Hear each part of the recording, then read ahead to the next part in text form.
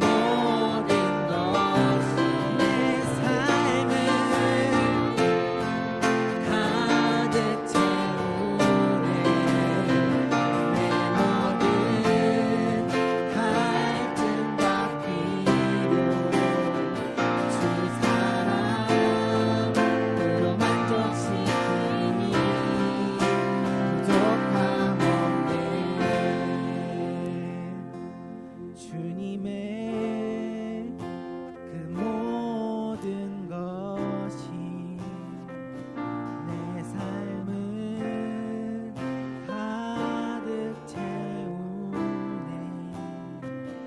내 모든 갈증과 필요 주 사랑으로 만족시키니 주님의 그 모든 것이 내 삶을 가득 채우네. 내 모든 갈증과 필요 주 사랑으로 만족시키니 부족함 없네.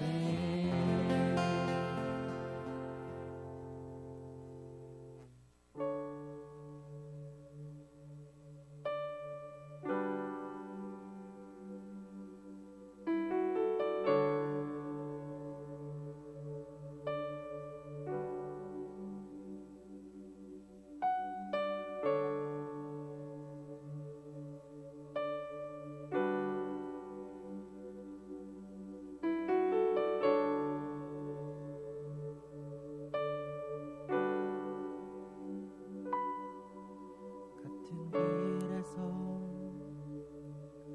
다른 계절을 만나고 기쁨 슬픔 반복되는 모든 시간 속에서 주님을 바라보네. 같은 길 위에 나의 계절을 하시고 근심평안 공존하는 모든 상황 속에서 주 나를 살피시네. 하늘에 닿아도 주님밖에 없고 땅 위에 놓여도 주님밖에 없네. 인생을 걸을 때 주를 따라가고 내 삶이 닿을 때 주님 곁에 있네.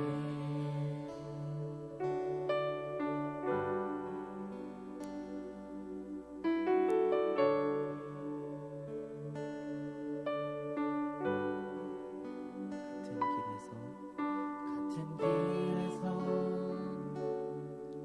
다른 계절을 만나고 기쁨 슬픔 반복되는 모든 시간 속에서 주님을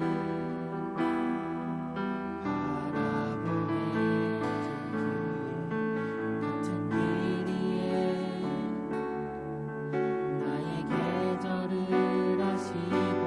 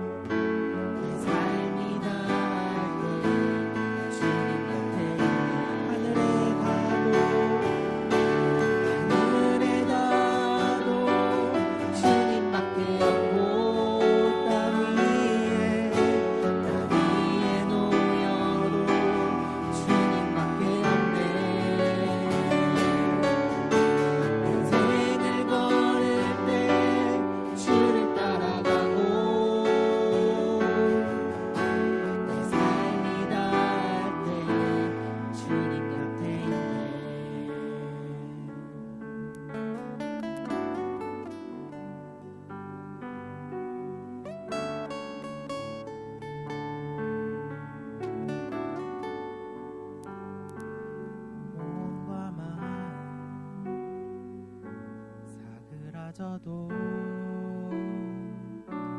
주는 나의 영원한 반석 몸과 마음 시들어가도 나는 주를 잊지 않으리 몸과 마음 사그라져도 주는 나의 영원한 반석 몸과 마음 시들어가도 나는 주를 잊지 않으리 몸과 마음 몸과 마음 사그라져도 주는 나의 영원한 반석 몸과 마음 시들어가도 나는 주를 잊지 않으리 하늘에 닿아도 주님밖에 없고 땅 위에 놓여도 주님밖에 없네 인생을 걸을 때 주를 따라가고 내 삶이 나갈 때 주님밖에 없네 하늘에 닿아도 주님밖에 없고 땅 위에 놓여도 주님밖에 없네 인생을 걸을 때 주를 따라가고 내 삶이 닿을 때 주님밖에 없네 이 시간 다 함께 기도합시다. 주님, 우리에게 주님밖에 없습니다. 우리에게 부족함 없으시고 우리의 힘 되시며 우리의 위로 되시는 분은 주님 한 분만입니다. 주님, 이 시간 주님만을 붙잡게 해달라고 주님 기도합시다. 주님, 이 시간 함께하여 주시옵소서.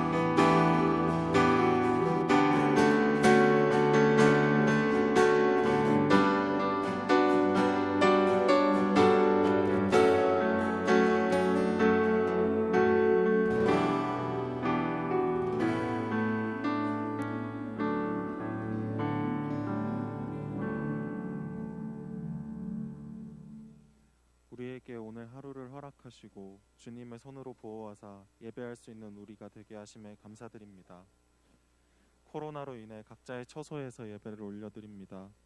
주님, 이렇게 제한된 상황 속에서도 주 앞에 나와 주님의 말씀을 간구하는 우리 청년들의 모습을 바라보사 그들을 기억하시고 축복하셔서 이 악한 시대 속에서 빛과 소금의 역할하는 우리 대전제일교회 청년들이 되게 하옵소서.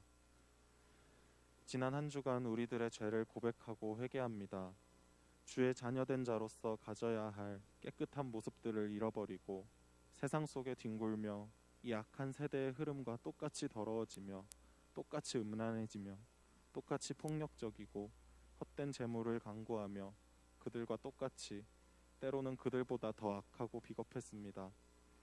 이러한 우리의 모습들을 바라보고 계신 주님, 우리가 주께로 돌아가길 다시 한번 엎드려 비나오니 주님의 십자가의 보혈 외에는 이 더러워진 우리들을 씻길 것이 없음을 고백합니다. 주님, 우리를 씻어주소서. 우리가 주의 길로 다시 한번 돌아가게 하소서. 오늘 김철민 목사님께서 주님의 말씀을 전해주실 때에 그 말씀이 어둠 속의 등불처럼 우리를 인도하여 주께 향하게 하시고 코로나로 인해 힘들고 지친 우리의 몸과 마음의 생명의 양식이 되게 하옵소서. 주님, 우리가 계획하던 그 모든 것들이, 그 인간의 계획들이 언제든지 멈추고 다시 가게 할 수 있다던, 우리가 만지고 통제할 수 있다던 그 착각들을 내려놓습니다. 그 오만함을 내려놓습니다. 오직 모든 일의 주관이 주께 있음을 고백하오니 오늘 주님의 말씀으로 우리를 인도하시고 연약한 우리들의 삶 속에 다시 한번 주님의 뜻하심을, 주님의 계획하심을 깨달아 행하는 우리 청년들이 될 수 있도록 우리를 만져주시고 축복하여 주시옵소서. 이 예배에 임재하사 우리의 마음을 동하게 하시고 우리의 눈을 뜨게 하실 아버지 하나님의 놀라우신 역사를 믿습니다. 주 예수 그리스도의 이름으로 기도합니다. 아멘.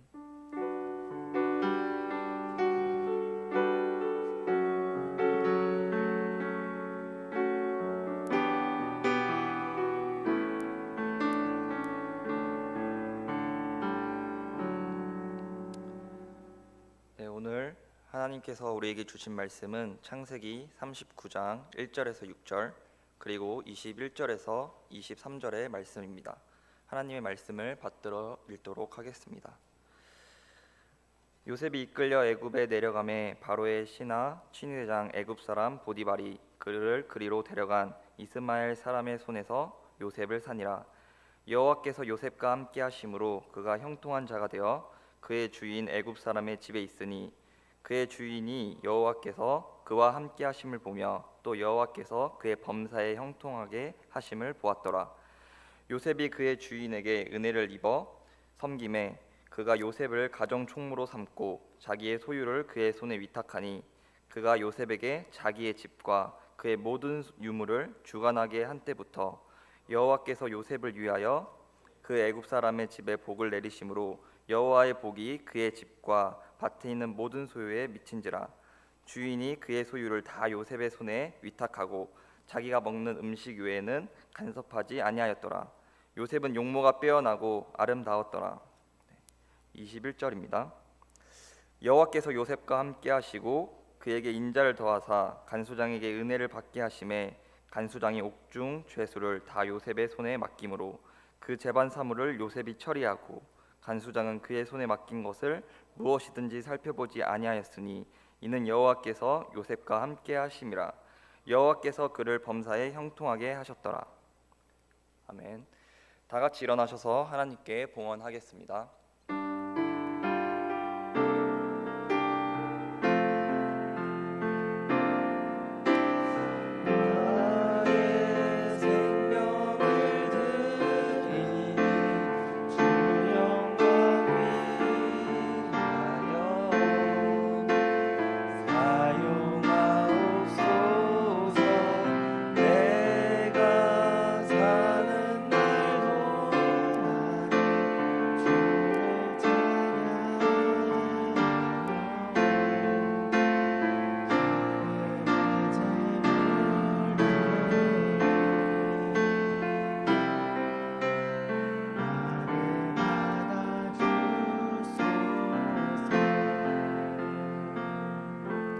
하나님 아버지 은혜를 감사합니다. 주님의 사랑을 입은 귀한 청년들이 주님 앞에 나오며 이 귀한 예물을 올려드립니다.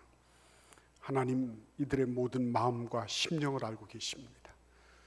이들이 얼마나 힘들고 어려운 그런 골짜기를 지나고 있는지 우리 주님은 잘 알고 계십니다. 하나님께서 한 사람 한 사람 우리 청년들, 형제 자매들을 축복하셔서 그럼에도 불구하고 하나님 앞에 바로 서서 이 세상을 넉넉히 이길 뿐만 아니라 이 세상에 복이 되고 이 세상을 살려내고 회복시키는 그런 귀한 주의 일꾼들 다 되도록 축복하여 주옵소서.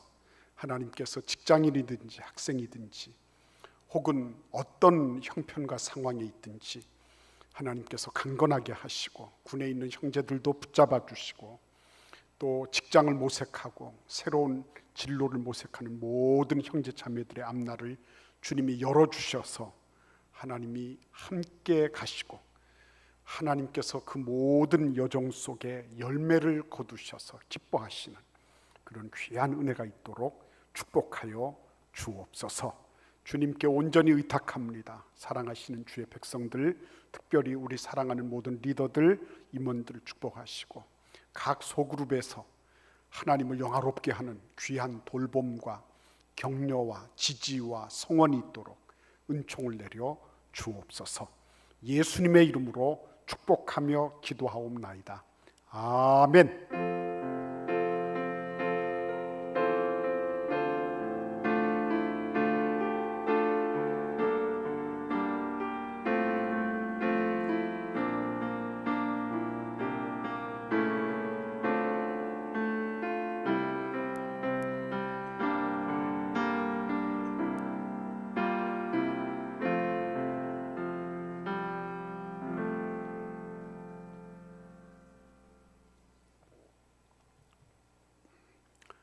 오늘 우리 청년들을 이렇게 만나게 돼서 반갑고 감사합니다.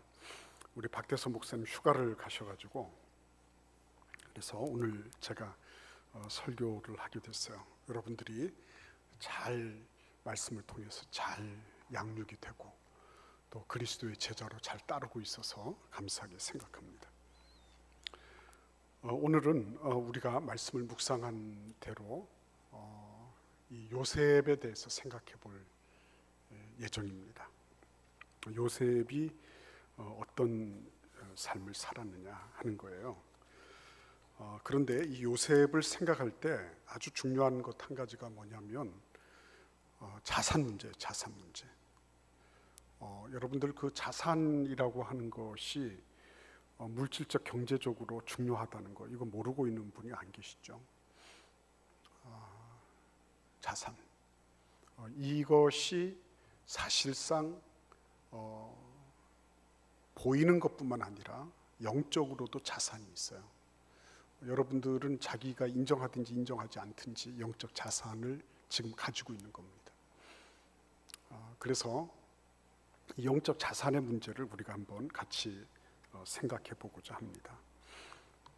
자산을 늘리는 방법이 여러 가지가 있죠. 부동산에 투자를 한다, 주식이나 증권을 한다, 아니면 뭐 최근에 뭐 비트코인을 한다, 뭐 이런 얘기들이 주로 있죠. 혹은 사업을 한다, 자산을 늘리는 그런 방법입니다. 그러나 가장 안정된 자산은 물려받는 거죠. 유산을 물려받는 것입니다. 그 유산을 물려받는 것, 물론 증여세가 따르고 이렇게 하지만은 그거는 내가 원해서 된 것이 아니라 위에서 이미 결정된 거예요. 그래서 어떤 사람은 부모님한테로부터 혹은 할아버지한테로부터 많은 자산을 물려받고 그래서 은수저를 입에 물고 나오는 경우도 있는가 하면 어떤 사람은 아예 그런 게 없는, 그래서 흙수저도 갱신히 물고 있는 이런 경우도 있을 수 있는 거예요. 그러니까 이런 예들을 가만히 살펴보면 어머니 왜 나를 낳으셨나요?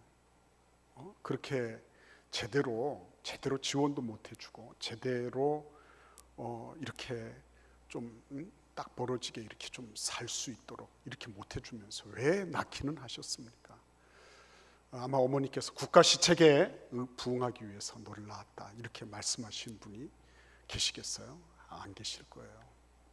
부모님들도 역시 마찬가지입니다. 우리 여러분들이 정말 괜찮은 환경에서 좋은 그런 교육을 받고 그리고 남 부럽지 않은 그런 직장과 그런 경제 활동을 통해서 일정한 부와 명예와 어떤 사회적인 포지션을 가지기를 원하는 거죠. 그러니까 우리는 다들 이런 거를 생각을 해보면 미안해요.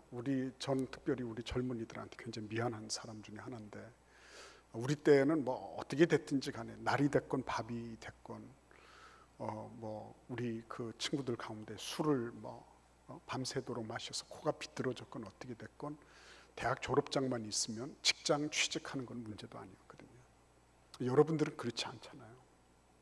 여러분들은 뭐 스펙이다, 뭐 그래서 심지어는 뭐 해외 연수까지 다녀오고 이렇게 해도 힘들잖아요. 그래서 저는 여러분들의 그런 모습을 보면서 미안하고 때로 보면 참 안타까운 마음이 이루 말할 수 없어요. 그러면 이렇게 안타까운 마음, 미안한 마음 이것만 가지고 다 되는 건 아니잖아요. 그래서 오늘 우리가 이 말씀을 살펴봐야 되는 거예요.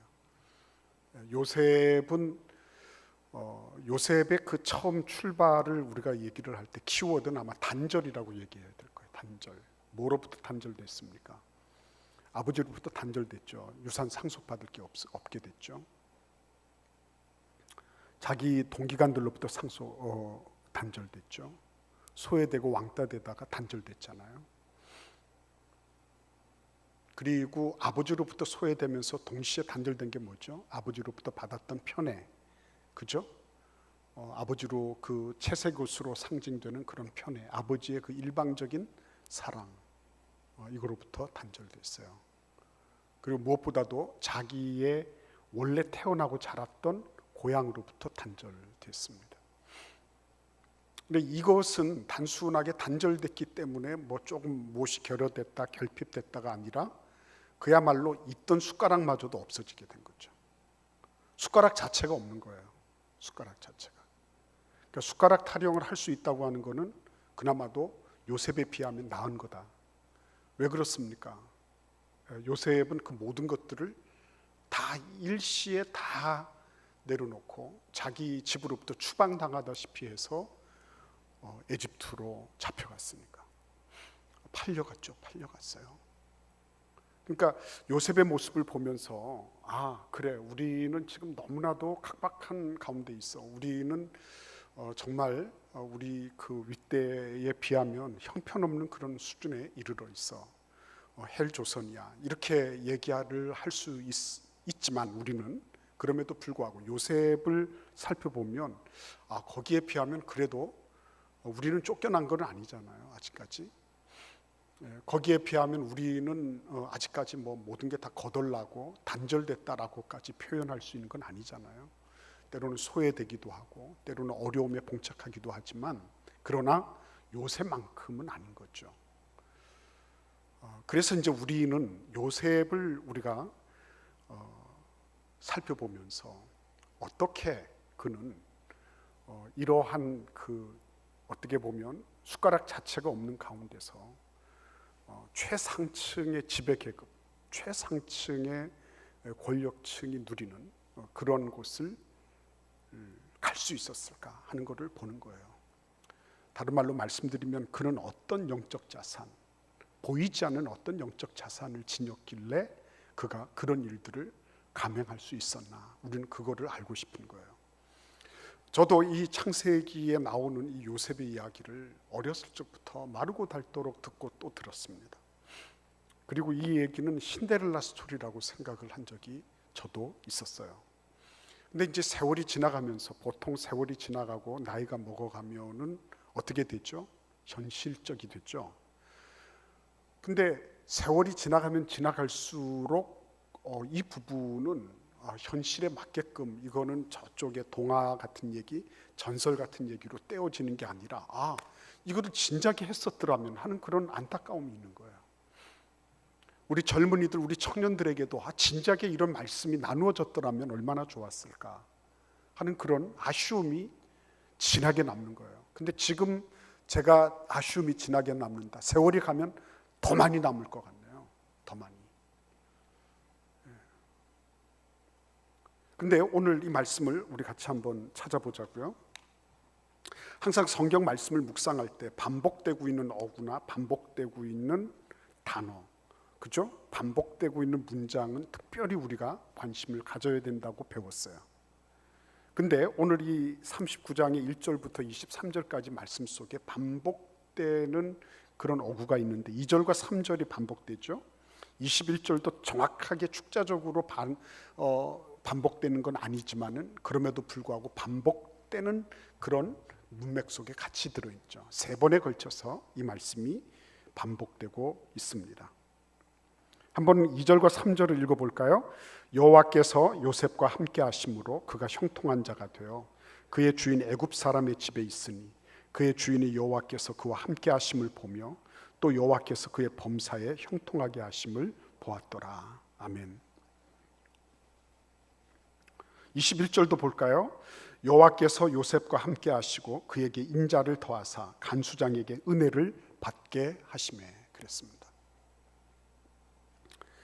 여호와께서 요셉과 함께 하셨다는 거예요. 다 단절됐죠. 다 단절됐는데 단절되지 않은 한 가지가 있는데 그게 하나님이 요셉과 함께 하시는 거였어요.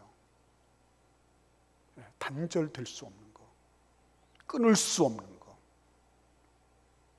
절대로 어떻게 소외시키거나 아니면 따로 떼어놓을 수 없는 거. 그게 뭐였냐면 여호와께서 요셉과 함께 하시는 거였어요. 그래서 그 결과가 뭐였습니까? 형통하다 그랬습니다. 형통하다. 그런데 가만히 한번 보십시오. 형통하다 그러면 뭐가 이렇게 좀 달라져야 되지 않을까요? 근데 형통한다고 말을 해놓고 그 다음에 달라진 게 아무것도 없다는데 우리는 조금 뜨악해지는 거예요. 형통한데 달라진 게 없네. 아니, 노예 생활을 하면서 형통하면 어떻게 돼야 되죠? 당연히 노예 생활을 벗어났다든지 주인이 해방을 시켜줬다든지 이런 일이 있어야 될 텐데 전혀 노예 생활을 하면서 형통했는데 달라진 게 아무것도 없어. 그리고 더 나빠졌죠. 어떻게 됐습니까? 조금 오르는 듯 싶다가 그 집의 지배인, 총지배인이 되어서 가정 총무가 되어서 모든 걸 좀 하는 듯 하다가 그 다음에 나락으로 떨어져서 감방에 가게 됐죠. 근데 거기서도 하는 말이 여호와께서 함께 계심으로 간수장에게 은혜를 입었다 이렇게 말하고 있는 거예요. 자, 그러면 우리는 형통에 대해서 다시 개념을 재정립해야 되는 거예요. 형통이 뭐라고요? 환경이 바뀌고 좀 살만한 어떤 형편이 되고 내가 생각하는 것 같은 그런 어떤 보기 좋은, 그죠? 그래서 잘 풀려나갔다 이런 얘기 아니에요. 성경이 말씀하시는 형통은 이거는 하나님과 함께하는 능력이에요. 그게 형통이라는 게. 네. 하나님과 함께하는 능력. 그러니까 어디를 던져놔도 괜찮아. 그래서 노예가 돼도 괜찮고 감옥에 가도 괜찮고 그 사람 어디에 던져놔도 괜찮아. 왜? 하나님과 함께하고 있기 때문에. 하나님이 그와 함께하고 계신 것, 그것이 형통이라고 성경은 말씀하고 있는 거야. 그러니까 나는 예수 믿는데 왜 안 되지? 그럴 수 있어요. 나는 왜 이번에 또 떨어졌지? 그럴 수 있어요. 그러나 그가 만약에 비록 떨어지고 안 되고 내가 생각대로 뭔가 풀리지 않았다 할지라도 그의 삶 속에 하나님이 함께 계시다. 그 사람 형통한 사람이에요. 조금 이렇게 잘 풀렸어요. 직장 생활 좀 하고 돈 좀 벌고 했어요. 그런데 하나님과 함께하는 삶에 실패했다. 그거는 성경 틀림없이 그렇게 얘기할 겁니다. 그거 불통한 거야. 그거 형통하지 못한 거야. 이렇게 말씀하죠. 그렇기 때문에 성경은 우리의 물질적인, 경제적인 아니면 여러 가지 정서적인 환경이 좋기 때문에 형통하다라고 말씀하시는 게 아니고 하나님이 그와 어떻게 동행하시느냐, 하나님께서 그와 얼마만큼의 접촉점을 가지고 계시고 접촉면이 얼마만큼 넓으냐, 그게 형통의 유무 내지는 형통의 정도라고 말씀하고 계신 거예요. 그래서 여러분, 영적 자산으로 말할 것 같으면 아브라함과 이삭과 야곱처럼 풍부했던 사람들이 어디 있습니까? 그들은 다 하나님 직접 경험했잖아요. 그런데 요셉은 그런 게 없어요. 그 자산이라고 하는 게 아버지의 그 어긋난 사랑이 있죠. 노년에 낳은 어긋난 사랑, 자기의 진짜 그죠? 자신의 진짜 사랑, 라헬과의 그 열매인 요셉을 사랑하는데 그게 편파적으로 주어지고 그게 수많은 다른 형제들의 질시와 시기의 그런 근원이 되고 하는 그런 악순환을 경험한 거. 그거 외에 요셉은 윗대로부터 받은 뭐가 없어 보이는 것입니다. 이게 중요한 부분이에요.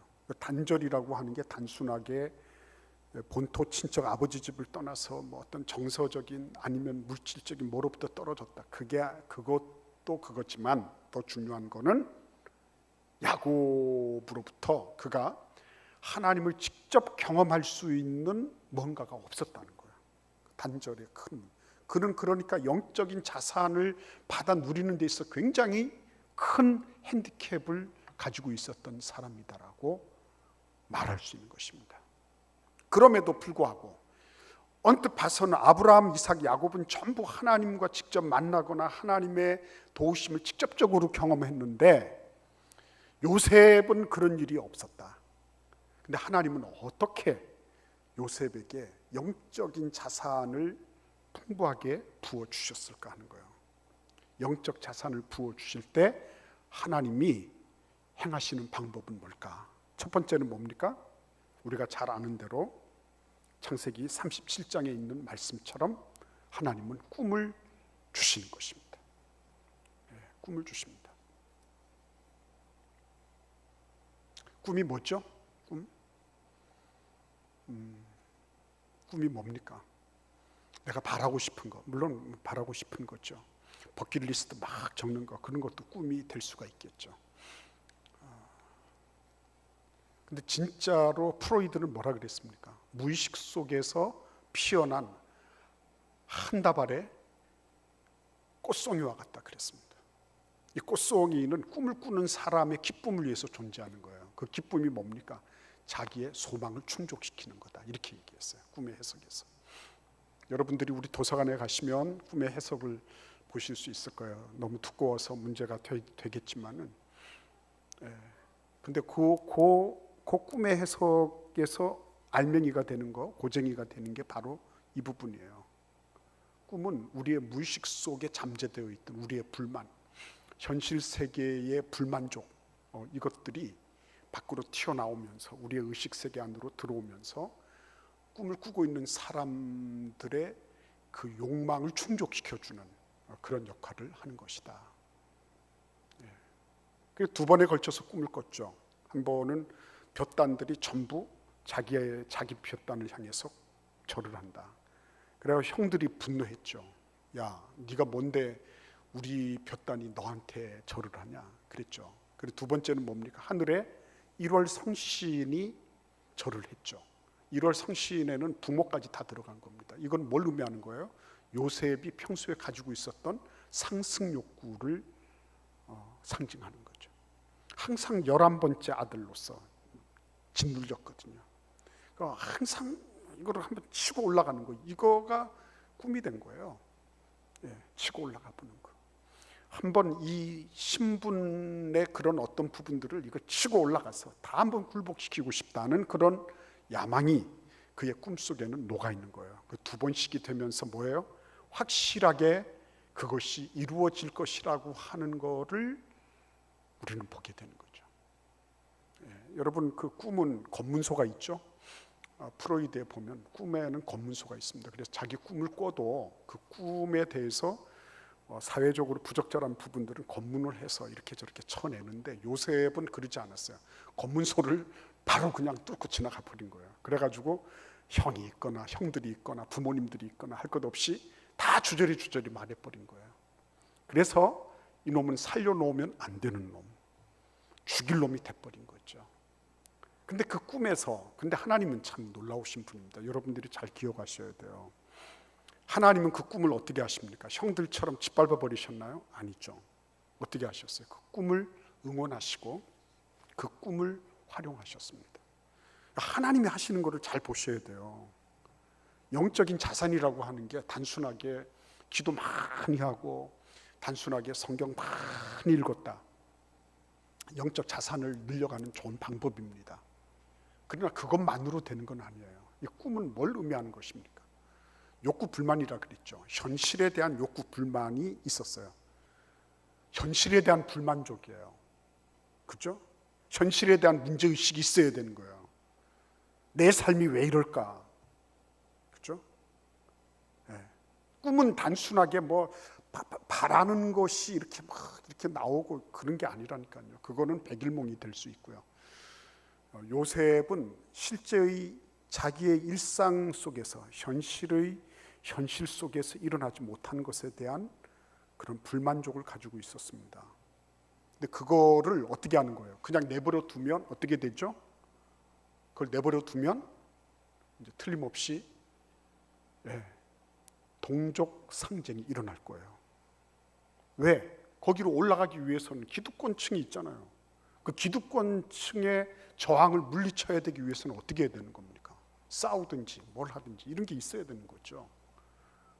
그러니까 항상 현실에 대한 불만족, 다른 말로 말씀드리면 자신의 삶에 대한 문제의식이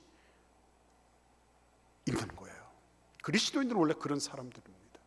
그리스도인들은 현실을 바라보면서 현실에 순응하는 사람들이 아니라 자신의 삶에 대한 문제의식을 늘 가지고 있는 사람이죠.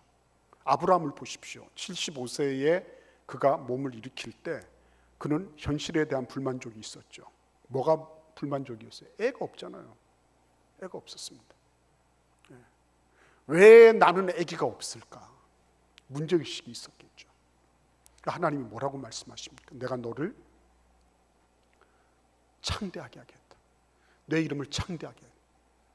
내가 너로 큰 민족을 이루고 내 이름을 창대하게 할 것이다. 큰 민족을 이루고. 아브라함이 고향과 아버지 집을 떠나게 된 이유가 어디에 있습니까? 그냥 현실만 바라보면서 불만하고 주절주절거리고 원망하고 이래서 된 게 아니에요. 문제의식만 계속 제기한다고 된 게 아니었어요. 하나님이 뭘 주셨어요? 약속을 주시고 이상을 주신 거예요. 비전을 주신 거예요. 그게 꿈이에요, 여러분. 현실만 바라보고 나는 안 돼. 나는 안 된다니까. 나는 우리 부모한테 난 물려받은 것도 없고 우리 부모님이 나를 지원해 준 것도 없고 나는 그런 놈이야. 나는 안 돼. 그렇게 해서 그냥 현실에 대한 문제의식만 한참 제기해 놓고 불평, 불망, 원망, 시비 이런 것만 다 던져놓고 그리고 끝나버린 게 아니라 하나님께서 그 꿈을 귀하게 여기시는 것은 그럼에도 불구하고 그 너머에 있는 하나님의 약속, 하나님의 이상, 하나님께서 이루고자 하시는 그 뜻, 거기에 대해서 그가 이끌렸다고 하는 게 중요한 거예요. 더 정확하게 의미하면 아브라함은 이끌려갔고 요셉은 끌려갔고, 이 자가 있고 없느냐에 따라 달라지네요. 그죠? 아무튼 간에 그 자리에 놔두면 안 됐어요. 하나님께서는 그렇기 때문에 그를 떼서 어디로요? 애굽으로, 에집트로 보내시는 거예요. 하나님은 꿈을 주십니다. 현실에 대한 불만과 그 불만을 인간적으로 자신의 어떤 욕망을 이루기 위해서 수단과 방법을 안 가리는 그런 방식이 아니라 그것을 하나님의 약속을 바라보는 거룩하고 건강한 이상, 건강한 비전을 가지도록, 그래서 이 한없는 괴리, 자신의 현실, 바닥과 같은 현실과 하나님의 그 드높은 이상을 바라보면서 그러면서 나아가도록 하나님이 꿈을 허락해 주신 거예요. 근데 그것만 주신 게 아니었습니다. 그래서 이 꿈을 가지고 하나님께 나아갔던 요셉은 두 번째로 중요한 자산을 얻게 되는 것입니다. 그게 뭐죠? 그게 뭐겠습니까? 한번 생각해 보세요, 여러분. 우리가 성경을 읽으면서 묵상하면서 얼마나 재미있는 일이 많아요. 그런데 에집트에 갔을 때 그가 했던 게 뭘까요? 한마디로 얘기하면 말이 안 통하니까 말부터 배워야죠.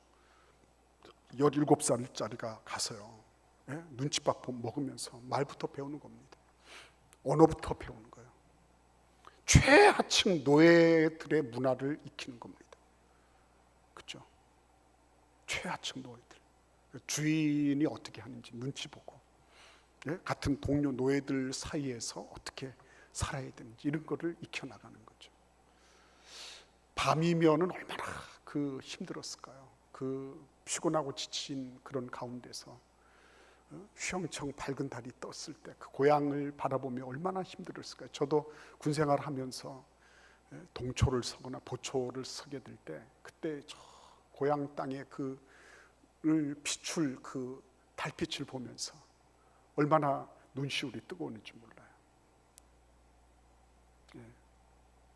그런데 중요한 거는 그런 요셉이 어떤 원망을 했다든지 어떤 불평 불만을 했다든지 거기에서 막 돌출 행동을 하면서 거기에 적응하지 못해서 막 그 이상한 일탈을 해 이런 게 보이지를 않아요. 오히려 어떻습니까? 거기서 너무 적응을 잘하는 거죠. 너무 적응을 잘하는 거예요. 이거를 니체식으로 얘기를 하면 아모르 파티라고 얘기해요. 아모르 파티. 아모르는 사랑이죠. 사랑하는 거. 파티는 페이트. 운명이죠. 운명을 사랑하는 거. Love of fate. 운명에 대한 사랑. 운명을 사랑하는 거예요. 자기에게 주어진 환경이나 형편이나 조건이나 이런 것들을 사랑하고 껴안는 거. 이게 아모르 파티예요. 무슨 니체를 가지고 오십니까? 니체는 본 대학의 신학부를 중대했던 사람이에요. 자기 부모님은 아버님은 루터교회 목사였습니다. 어려서 성경을 줄줄줄 외우다시피 했어요. 성경을 읽으면서 그는 운명을 탓하고 운명에 저항하는 것이 아니라 운명을 순명하면서 그것을 받아들이는 거, 이게 참 중요한 거구나. 운명을 사랑하는 게 중요한 거구나. 그걸 깨우친 거죠. 아모르 파티. 아모르 파티를 하게 되면 일어나는 일이 있습니다. 우리 빌립보서를 같이 보겠습니다. 빌립보서 4장 11절에서 13절을 같이 읽어볼까요? 같이 읽겠습니다.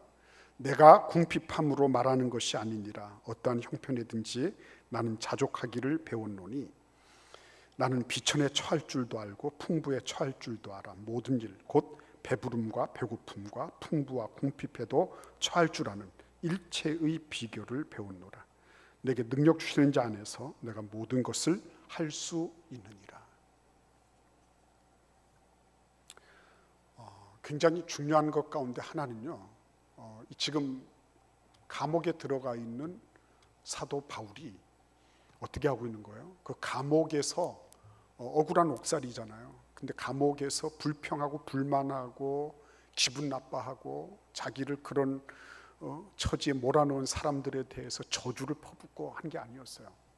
그는 어떻게 했습니까? 이거를 모든 것을 배워나가는 학습의 과정으로 인식을 했어요. 이런 사람은 세상이 감당하지 못합니다. 내가 왜 이런 회사에 와 있지? 내가 왜 저런 부장을 만나야 돼? 내가 왜 내가 이런 학교에서 내가 일해야 되나? 이게 아니었어요. 그거를 있는 그대로 다 껴안았습니다.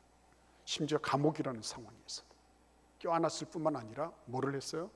껴안고 거기에서부터 배워나갔습니다.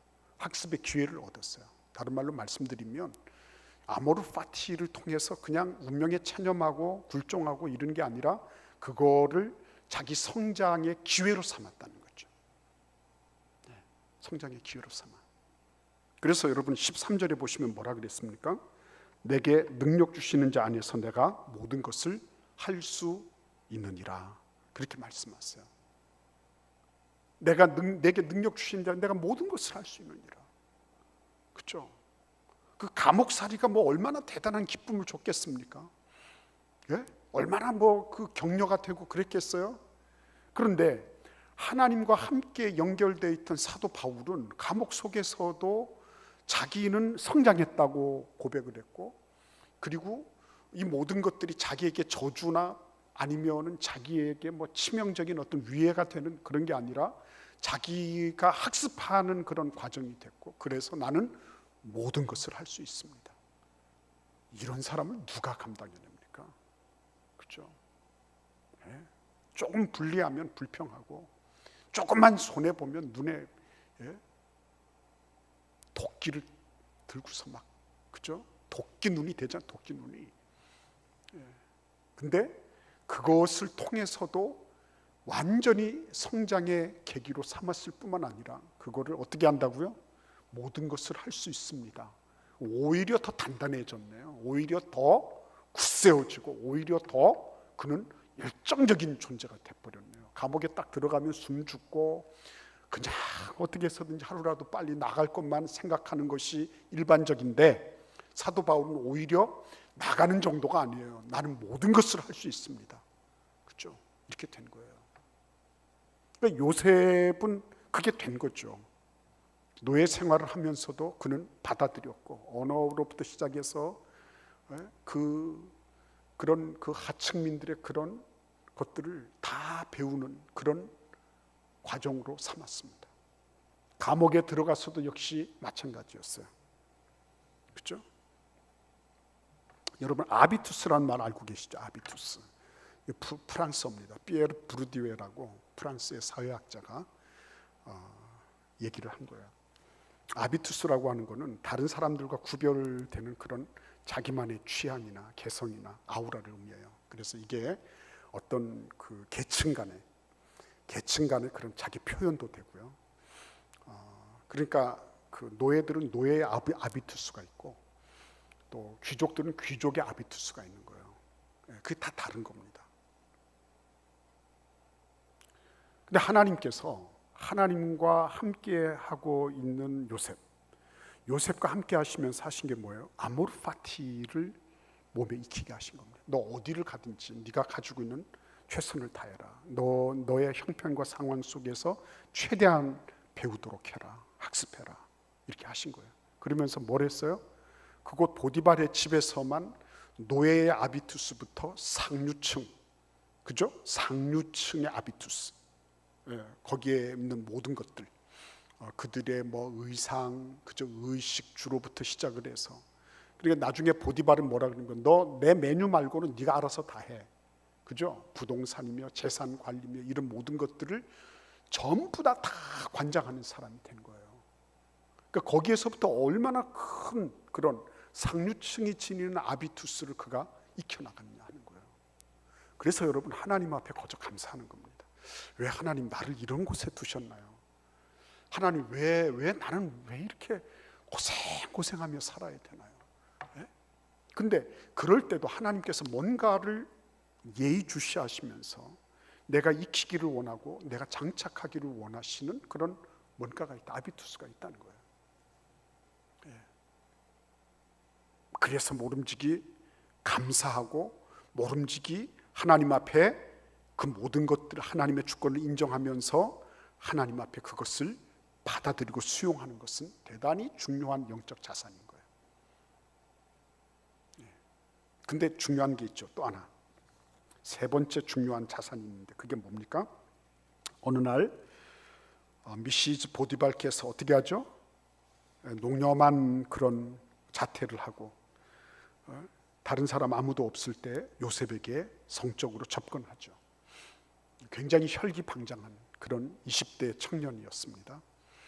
근데 이 혈기방장한 20대 청년 요셉에게 지금 아무도 없잖아요. 은밀한 가운데서 벌어지는, 그래서 여주인이 보장해 줄 만한 그런 쾌락을 누릴 수 있는 찬스가 온 거예요. 그거를 과감하게 떨쳐버렸죠. 그게 하도 지속적으로 끈질기게 계속되니까 어떻게 했죠? 그거 다 벗어버리고 벗어 던지고 나와버렸죠. 여기에서 우리는 생각해야 될 게 있습니다. 중요한 아비투스가 있죠. 그리스도인의 아비투스. 그게 뭡니까? 이사야 32장 8절 말씀을 보시면, 존귀한 자는 존귀한 일을 계획하나니 그는 항상 존귀한 일에 서리라 그랬어요. 이 하나님께서 함께 하시면서 요셉에게 그 형성된 그 아비투스가 뭐냐면 고상한 거였습니다. 그때 당시 얼마나 성적으로 문란했습니까? 근데 그런 것들 가운데서도 차라리 저질스럽고 추잡한 건 하는 건 안 하겠다는 거예요. 내가 정말 억울하게 뭐 감옥살이를 가건 뭐 여기에서 퇴출이 돼서 어떻게 되건 간에 그런 짓 안 하겠다는 거예요. 고고하죠. 이게 벌써요, 사람의 품격이 확 달라지는 거죠. 하나님과 함께 계셔서 그런 거 싫은 거예요. 그런 게. 현대인의 성경은 고상한 사람은 고상한 계획을 세우며 언제나 고상한 일에만 집착합니다. 그렇게 번역했어요. 하나님과 함께해서 요셉은 고상해졌습니다. 그의 인격과 인품과 행위가 고상해졌어요. 왜? 고상한 계획을 세우니까. 그의 머릿속에 고상한 것으로 가득 찼습니다. 그것만이었습니까? 여러분, 거기 보시면 뭐라 그랬습니까? 전부 다 보디발도 그에게 모든 것을 다 맡겼죠. 감옥에 파렴치범으로 갇혔단 말이에요. 예? 성범죄자로. 예. 근데 파렴치범으로 들어간 이 요셉을 간수장이 어여삐 여겨서 그에게 재반 업무를 또 다 맡기는 겁니다. 여기에서 뭐가 나온 거예요? 그는 신뢰받을 만한 인물이었다는 거예요. A man of integrity. 신뢰받을 만한 인물이었습니다. 노예 생활을 하면서도 그의 주인이 모든 것을 인감도장까지 다 내줄 정도로 신뢰를 했고, 감옥에 들어가 있으면서도 간수장이 그에게 모든 것을 맡겨도 될 만한, 그죠? 책임감이 있죠. 그죠? 뭘 하든지 간에 성실하게 해냈죠. 그리고 다시 뭘 챙기지도 않아도 될 만한 탁월한 그런 업무 감각이 있었죠. 다 맡겨버린 거죠. 어떻게? 하나님과 함께합니다. 이런 거는 잘 생각 안 해요. 항상 보면 뭐 누구는 줄을 타고 뭐 이런 거나 생각을 하지, 자기가 유용한 존재가 돼서 어느 누구도 변박할 수 없는 실력 있는 존재가 되는 거, 이런 거는 잘 생각하지 않아요. 요셉은 그렇지 않았습니다. 하나님께서 그와 함께 하시면서 고결한 인품과 더불어서 책임감과 성실함과 탁월성을 그에게 배양해 주셨어요. 영적 자산이었습니다. 저는 그런 사람 많이 봤어요. 그냥 자기가 있는 그 주어진 환경을 이겨내지 못해서 막 불평하고 불만하고 막 시비하고. 근데 그런 분들이 환경을 옮긴다고 해서 바뀌어지느냐? 그렇지 않습니다. 그 환경에서 조금 적응하고 나면 또 같은 일을 또 반복하는 거죠. 근데 한번 딱 그런 일을 딱 맞이했을 때 그거를 완전히 나에게 주어진 것을 그대로 끌어안으면서 거기에서부터 배워나가고 그것을 학습해 나가고 거기에서 탁월성을 연마해 나가는 그런 사람들은요, 틀림없이 쓰임 받습니다. 틀림없이. 그러니까 여러분, 그 하나님께서 나에게 그런 일들을 행하시는 게 이유가 있다. 그런 상사를 만나게 하신, 나만 보면 신경질 내고 나만 보면 어떻게 단점을 못 잡아서 그렇게 나를 괴롭히는 그런 상사를 만나거나, 아니면 내 공을 가로채는 친구를 만나거나 뭘 하거나 간에 관계없이 그리스도인들은요, 고결하고 정직하고 신뢰할 만하고, 그죠? 이렇게 저렇게 기회를 따라서 자기의 그런 이익을 따라서 말을 바꾸거나 그렇게 하지 않는 거예요. 네. 얼마나 멋진 인품입니까? 네.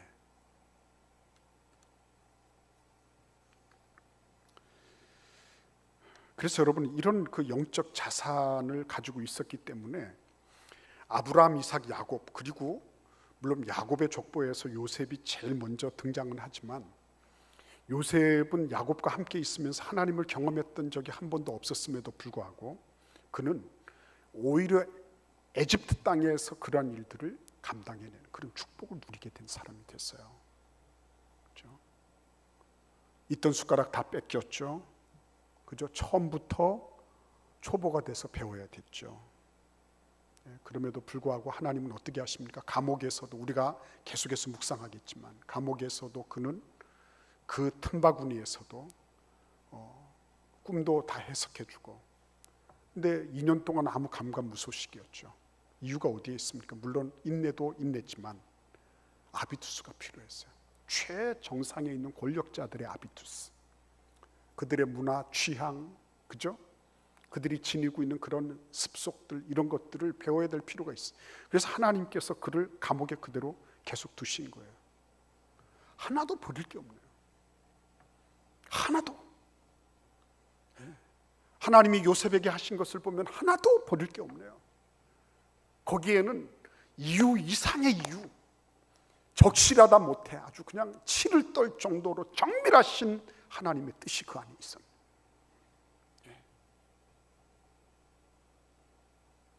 오늘 여러분의 생애 속에서 나는 지금 영적 자산을 어떻게 키워가고 있는가?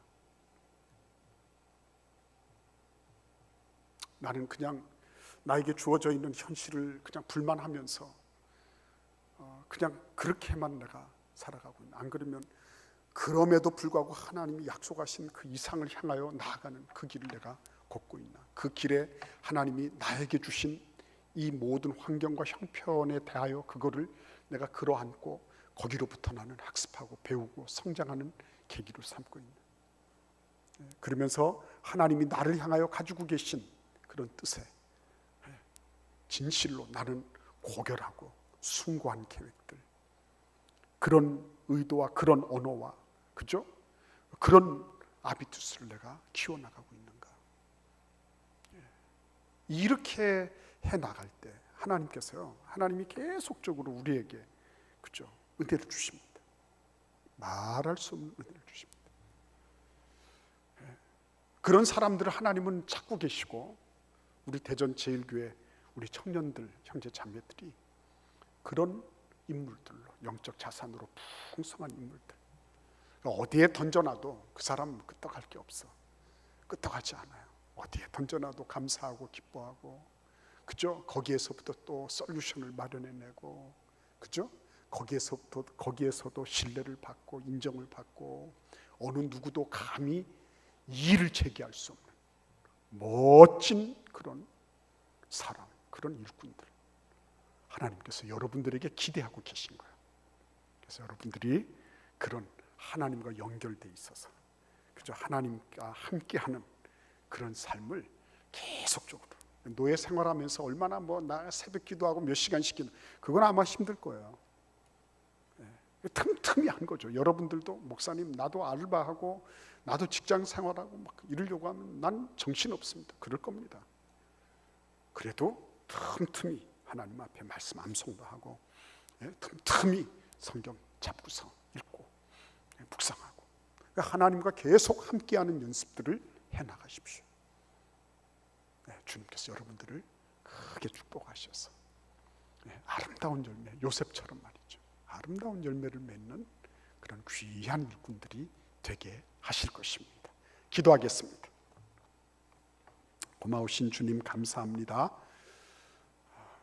요셉을 통하여 보여주신 것처럼 우리 사랑하는 젊은이들 심령에 함께 하셔서 진실로 수저 자체도 없었던 요셉이 최권부, 최상층의 권력층의 그 모든 것들을 다 섭렵하고도 남음이 있도록 하나님이 이끌어 주신 그 과정을 살피며, 우리도 바로 그러한 모습으로 쓰임받는 귀한 청년들 다 되도록 축복하여 주옵소서.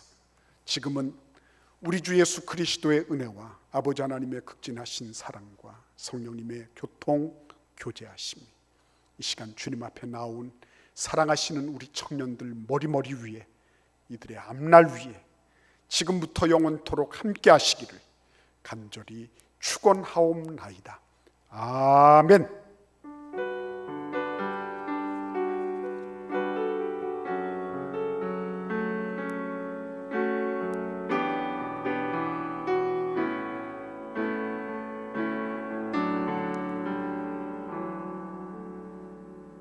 기도의 하나님